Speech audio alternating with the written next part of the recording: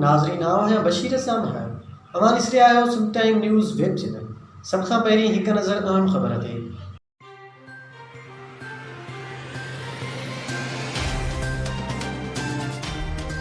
एहसास किफ़ालत प्रोग्राम जी display centre यारोलन में यारोलन police पारां माज़ूर ऐं ज़ईफ़ औरतुनि जी मदद तोड़े अबोज माण्हुनि सां सुठो वर्ताव करण जी सियासी समाजी अॻवाननि पारां वाखाण।